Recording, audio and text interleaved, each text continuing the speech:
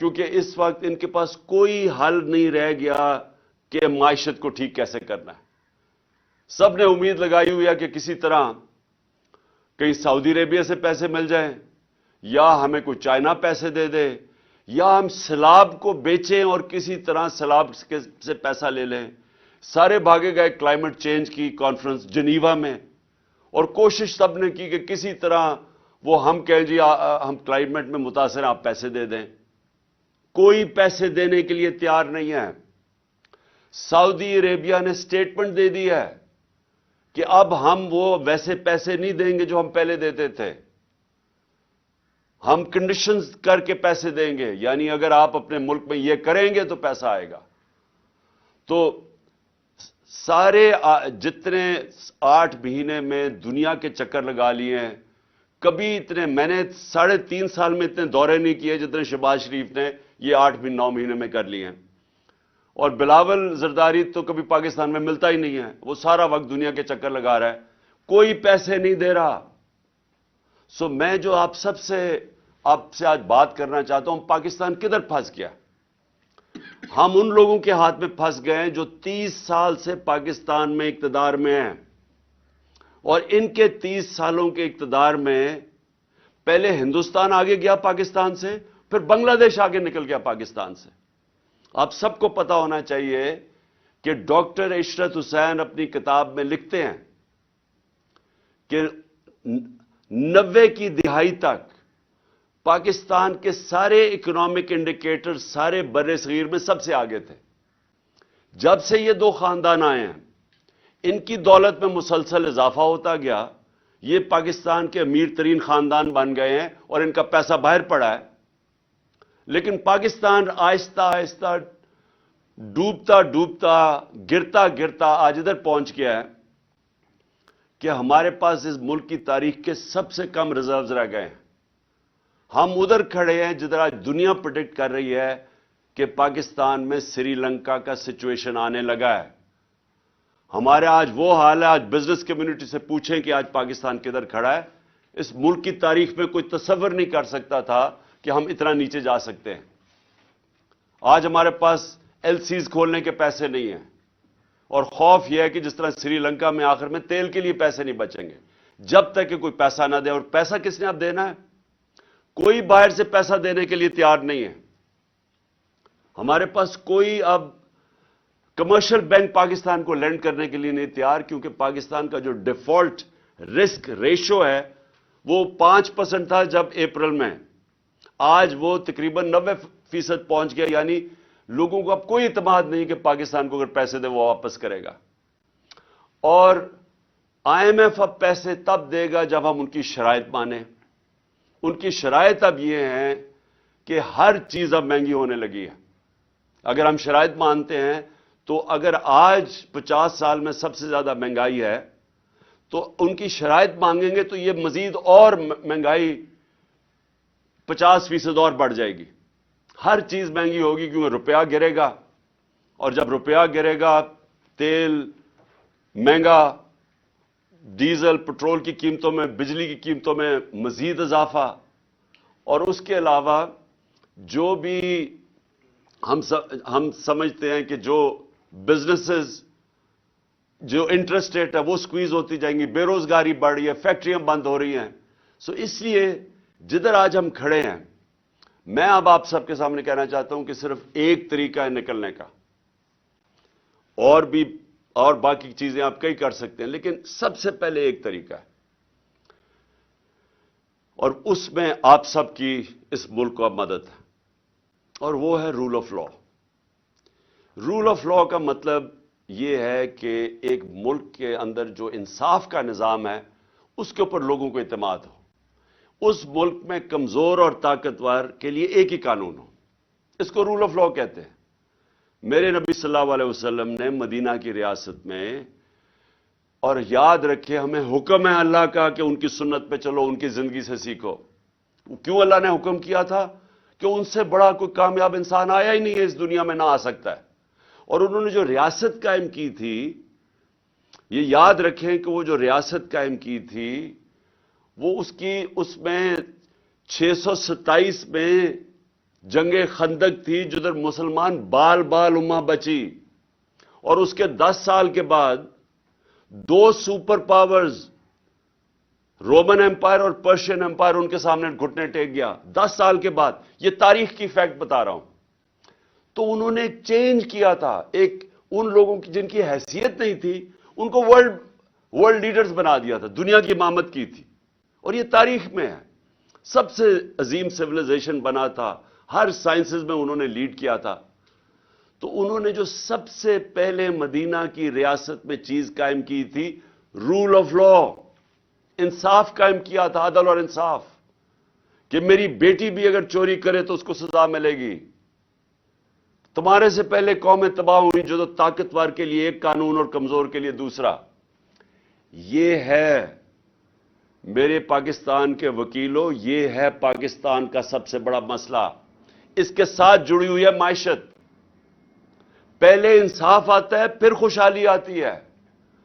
پاکستان یہاں اس لیے نہیں گرا کہ ہمارے پاس وسائل کی کمی ہے یا انصاف کی کمی ہے. آپ کے سامنے ہے جو ہو رہا ہے پاکستان میں، کہ نامور ڈاکوؤں کو، جن کے اوپر ہمارے دور میں نہیں، پرانے کیسز تھے، اربوں اربوں روپے کے کیسز تھے، ان کو پہلے اوپر سازش کے تحت بٹھایا گیا اور انہوں نے اپنی ساری چوریاں معاف کر لی. مجھے بتائیں دنیا میں مجھے کوئی ایک، اور مجھے اللہ نے موقع دیا کرکٹ کے ذریعے 20-25 سال ساری دنیا میں نے دیکھی ہے، برطانیہ میں کرکٹ کھیلا، ان کا سسٹم دیکھا. ایک مجھے خوشحال معاشرہ بتا دیں جس کو ہم ڈیولپڈ ورلڈ کہتے ہیں، مجھے ایک بتا دیں جدھر طاقتور نے، کسی ایم این اے نے، منسٹر نے، بڑے لوگوں نے چوری کی ہو پبلک کے پیسے کی اور اس کو معافی ملی ہو. ایک مجھے ملک بتا دیں جس کو این آر او دیا ہو انہوں نے. تو ہم تو وہ کر رہے ہیں کہ ہمارے 1500 سال پہلے نبی صلی اللہ علیہ وسلم نے کہہ دیا تھا کہ اگر طاقتور چوری کرے گا اور اسے نہیں پکڑو گے اور صرف کمزور کو جرم میں پکڑو گے تو ملک تباہ ہو جائے گا. آپ کے سامنے اب حالات ہیں. انہوں نے جو ملک، اور آپ اکنامک سروے آف پاکستان دیکھ لیں، جو سب سے تیزی سے ترقی کر رہا تھا اپنی 17 سال کے بعد،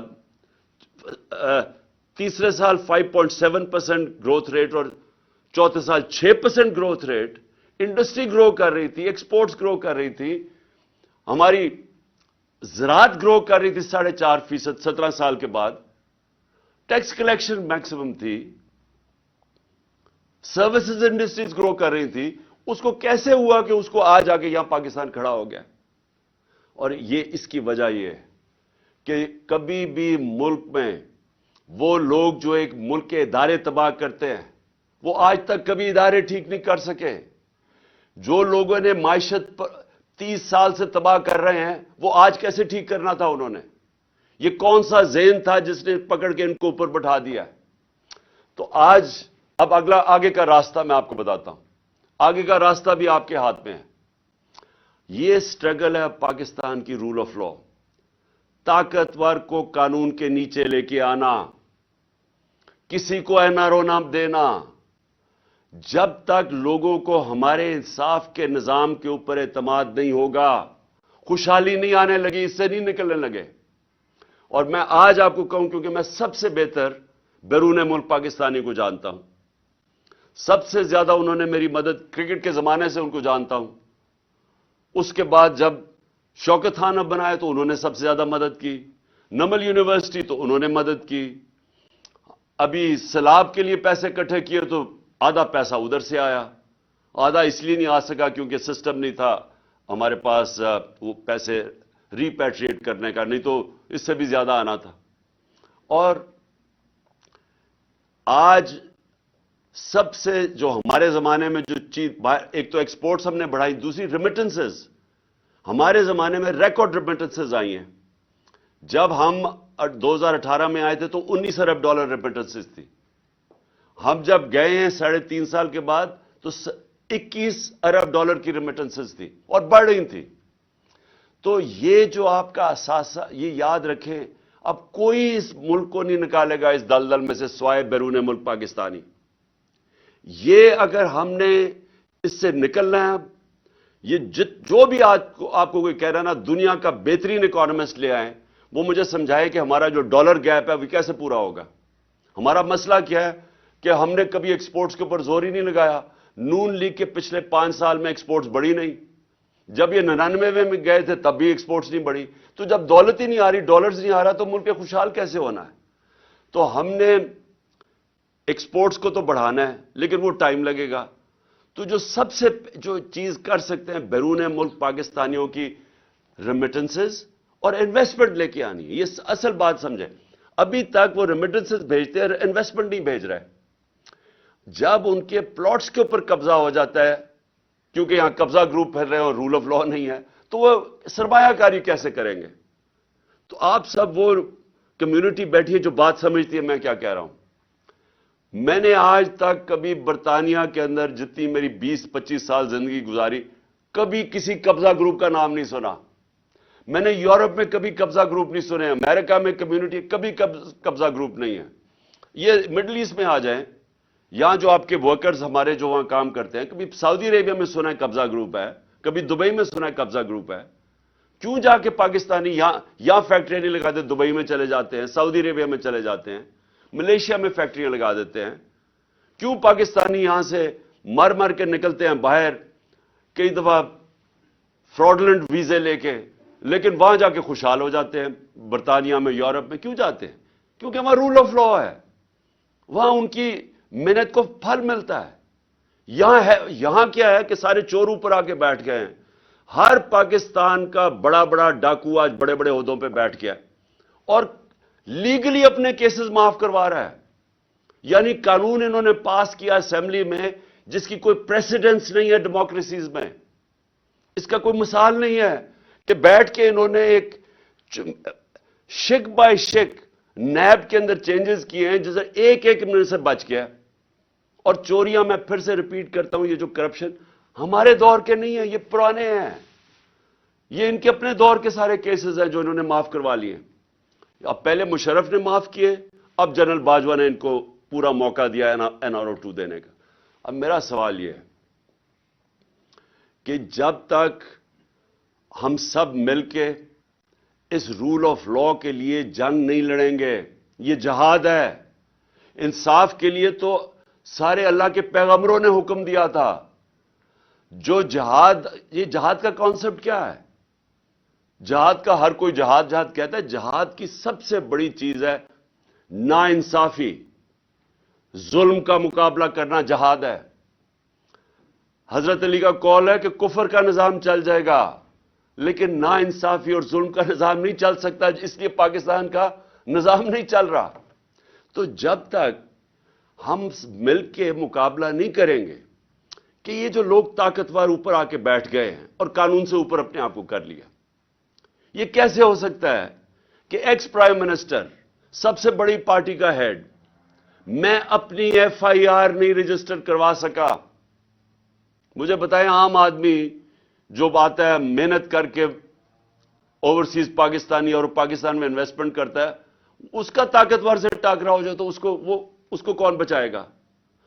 مغرب میں اس کو بچاتے ہیں، ان کا جو لا ہے وہ پروٹیکٹ کرتا ہے کمزور کو، جس کو انصاف کہتے ہیں۔ حضرت ابو بکر جب خلیفہ بنے، پہلے تو نبی صلی اللہ علیہ وسلم نے سب سے پہلے عدل اور انصاف قائم کیا مدینہ میں۔ حضرت ابو بکر خلیفہ بنے، ان کی پہلی سٹیٹمنٹ سن لیں کہ کمزور اور طاقتور کو میں قانون کے سامنے ایک برابر کروں گا، انصاف قائم کروں گا۔ حضرت عمر خلیفہ بنے، سب سے پہلے انہوں نے کہا کہ میں انصاف قائم کروں گا۔ حضرت علی کی پہلی سٹیٹمنٹ پڑھ لیں، انصاف قائم کروں گا۔ بڑی دیر کے بعد عمر بن عبدالعزیز آئے، اس کے کئی سالوں کے بعد انہوں نے سب سے پہلے انصاف قائم کیا۔ دیکھیں، انصاف کا جو نظام ہوتا ہے، جس طرح نیلسن منڈیلا نے کہا کہ اگر آپ نے غربت کم کرنی ہے تو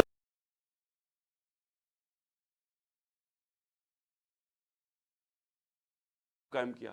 دیکھیں، انصاف کا جو نظام ہوتا ہے، جس طرح نیلسن منڈیلا نے کہا کہ اگر آپ نے غربت کم کرنی ہے تو انصاف قائم کرو، انصاف قائم کرو۔ نیلسن منڈیلا کہہ رہا ہے یہ تو میرا سب کے لیے کہ ہمارے ملک میں وہ نظام جدھر اعظم سواتی کو، یعنی ایک سینیٹر کو ایک ٹویٹ کرنے پہ، اور سچی ٹویٹ جو ایک پولیٹیشین کا کام ہے کرنا، میرا کام ہے کہ اگر پبلک کا پیسہ چوری ہو رہا ہو تو میرا کام ہے اس کے اوپر آواز بلند کرنا، تو وہ NRO2 کہتا ہے کہ جنرل باجوہ نے دیا ہے، اس کے اوپر اس کے پوتے پوتیوں کے سامنے تشدد کیا گیا، صبح کے 3 بجے ان کے سامنے ننگا کر کے باہر میں لے جا کے اس کو مارا گیا، ظلم کیا گیا اس کے اوپر۔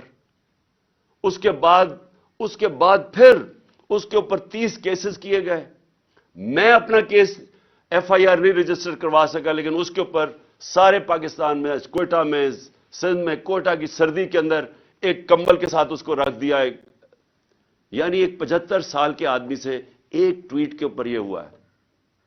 اس کا مطلب کہ وہ اتنا بڑا فرعون تھا کہ اس ملک میں وہ اتنا قانون سے اوپر تھا کہ آپ اس کی تنقید نہیں کر سکے۔ ساری مغرب میں پاکستان کی بدنامی ہوئی، سارے اخباروں کے اندر آیا کہ پاکستان کے سینیٹ کو اس طرح کیا گیا، کسٹوڈیل ٹارچر کی گئی۔ اس سے پہلے شہباز گل، پھر یہ جو ارشد شریف سے ہوا۔ تو یہ تو ہماری لیگل کمیونٹی کی سب سے پہلے ذمہ داری تھی کہ ہم اس کے اوپر سٹینڈ لیں۔ اور میں آج آپ کو کہہ رہا ہوں کہ یہ اب پاکستان جدھر آ کے کھڑا ہو گیا ہے، اللہ نے ہمیں چیلنج کر دیا، یا تباہ ہو یا اپنی اصلاحات کرو، یا اس ملک میں انصاف کا نظام لے کے آؤ، رول آف لا، نہیں تو بربادی ہے تمہاری۔ کوئی پیسے دینے کے لیے تیار نہیں ہے۔ ابھی شہباز شریف کی ویڈیو ذرا دیکھیں، سارے ہندوستان کے چینلز پہ چلی ہے کہ جی ہندوستان سے تو جی بڑا، ہمارے سے بڑی 3 ہم نے جنگیں لڑی اور ہمیں مار پڑ گئی، ہمیں تو دوستی کرنی چاہیے، ہمیں تو جناب ہم نے تو اپنا سبق سیکھ لیا ہے۔ یعنی یہ اس ملک ہم گر گئے ہیں کہ ملک کا وزیر اعظم ہندوستان، جس نے کشمیر کے اوپر ظلم کیا ہے، جس نے کشمیریوں کا جو انٹرنیشنل کمیونٹی نے رائٹ دیا تھا، رائٹ آف سیلف ڈٹرمنیشن، وہ نہیں دیا، اور پھر اسٹیٹہڈ ان کی لے لی ہے، اور ہمیں ہی وہ جا کے کہہ رہا ہے کہ جی ہندوستان سے ہمیں تو بڑی دوستی کرنی چاہیے۔ کوئی فکر نہیں کہ کشمیریوں کی قربانیاں، کوئی فکر نہیں نظریہ پاکستان کے کسی مقصد کے لیے ملک بنا تھا۔ یہ آج حالت آ گئی ہے کیونکہ ہر جگہ پیسے مانگتے پھر رہے ہیں۔ اپنا پیسہ ان ساروں نے باہر رکھا ہوا ہے اور دوسروں کو کہہ رہے ہیں جی پاکستان میں پیسہ بھیجو۔ میں آج آخر میں اپنی لیگل کمیونٹی کو یہ کہنا چاہتا ہوں، دیکھیں یہ ہے جہاد، میں اس کو پولیٹکس نہیں سمجھتا، یہ انصاف کی جہاد ہے جو میں 26 سال پہلے لے کے نکلا تھا، انصاف کی تحریک۔ میں تب بھی، کیونکہ میں مغرب دیکھ چکا تھا، مجھے تو پتہ چل گیا تھا کہ امیر اور غریب ملکوں میں فرق ہی ایک ہے، کہ امیر ملکوں میں انصاف ہے، غریب ملکوں کے اندر انصاف نہیں ہے۔ فرق ہی ایک ہے، وسائل کی وجہ سے نہیں ہوتے۔ تو میں تب سے یہ پوری کیمپین کر رہا ہوں، آزاد عدلیہ کی میں نے پوری شرکت کی، جیل میں مجھے ڈالا اس پہ، اب پھر نکلا ہوا ہوں کہ یہ کیسے ہو سکتا ہے کہ جناب ایک ایجنسیز کے آدمی کا نام آ گیا تو میں FIR ہی نہیں کاٹ سکتا۔ مجھے پتہ ہے انہوں نے کیا ہے، میں پہلے سے بتا رہا تھا کہ پلان بنا ہوا ہے، میں نے اس کے اوپر پورا، مجھے یہ سارا جب پلان انہوں نے ویڈیو بنائی اور یہ جو کیمپین کی، اسٹیٹ ٹی وی کے اوپر اشتہار چلائے کہ عمران خان نے توہین رسالت کی ہے اور توہین مذہب کی ہے، اور پورا پروپیگنڈا کر کے میں نے تب کہا کہ یہ دینی انتہا پسند کے ذریعے میرے اوپر واردات کریں گے۔ میں نے 2 مہینے 1.5 مہینے پہلے جلسے میں کہہ دیا تھا یہ پلان ان کا یہ ہے۔ مجھے پتا تھا اس کے پیچھے کون ہے، 3 نام میں نے لیے، میں ابھی بھی مجھے پتا ہے کہ انہوں نے کیا ہے، ہر چیز انہوں نے کیا۔ اس کے بعد پہلے جو انہوں نے پولیس والوں کو کنٹرول کیا، جس طرح پولیس والے جس نے ویڈیو بنائی وہ JIT کے سامنے اسے انکار کر دیا آنے سے، CTD والوں نے جنہوں نے دوسری ویڈیو بنائی ان سے پوچھا، انہوں نے انکار کر دیا آنے کو۔ کون ان کو حکم کر رہا تھا؟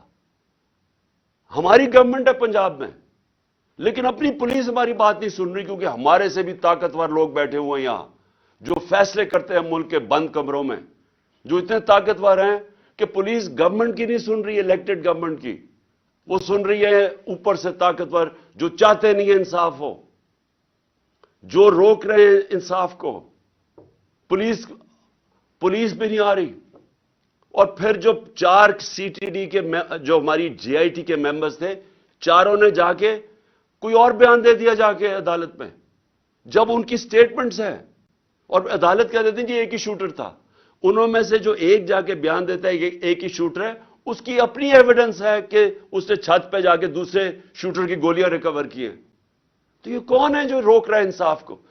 اور میں پھر سے کرتا ہوں کہ چھوڑے عمران خان ہے، پاکستان کا ایکس پرائم منسٹر اور سب سے بڑی پارٹی کے جس کے اوپر قاتلانہ حملہ ہوتا ہے، میں نہیں انصاف میرے اور جو جے آئی ٹی بن رہی ہے اس کو سیبوٹاج کیا جا رہا ہے. اور اگر مجھے تھوڑا سا بھی شک تھا نا کہ یہ 3 بڑی بڑی طاقتور شخصیت جنہوں نے کیا ہے، یہ سارا شک میرا دور ہو گیا ہے. جس طرح یہ پوری کوشش کر رہے ہیں کہ کسی طرح انصاف نہ ملے، تو اگر مجھے انصاف نہیں مل سکتا تو سوچیں کہ عام آدمی کا کیا حال ہوگا. اور اوورسیز پاکستانی وہ کیوں پاکستان میں آ کے پیسہ لگائے گا جب اس کو اعتماد ہی نہیں ہے پاکستان کے جسٹس سسٹم میں. اس لیے میرا پھر سے میں کہتا ہوں کہ اللہ نے ہمیں چیلنج کر دیا ہے پاکستانی قوم کو، اگر آپ نے بچنا ہے تو اس ملک میں انصاف کا نظام لے کے آؤ، نہیں تو حضرت علی کا قول کہ کفر کا نظام چل جائے گا، ظلم کا نظام نہیں چل سکتا. یہ نظام نہیں چل سکتا. اب آگے کوئی پیسے دینے کے لیے تیار نہیں ہے. سیلابوں کو بیچتے رہے ہیں پیسے لینے کے لیے. اس سے پہلے ہم جی دہشت گردی کی جنگ لڑ رہے ہیں، ہمیں پیسے دو. ہم جی بنیاد پرستی کے ساتھ کھڑے ہیں، ہمیں پیسے دو. بیکاریوں کی طرح ہم پیسے مانگتے رہے ہیں، اپنی عزت کھو بیٹھے ہیں.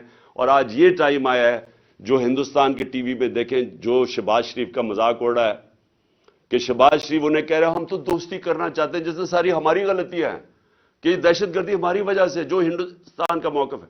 اور ہندوستان آگے سے کیا کہہ رہا ہے؟ پہلے آپ دہشت گردی ختم کرو پھر بات کریں گے. اس سے زیادہ ذلت میں نے نہیں اپنی تاریخ میں دیکھی کہ ہمارے ملک کی ہو. اور یہ آگے اگر ہم نے اپنے آپ کو نہ اصلاح کیا تو مجھے خوف ہے کہ آگے مزید ہمارے ملک کے وہ امتحان آنے والے ہیں جو برداشت نہیں کر سکیں گے.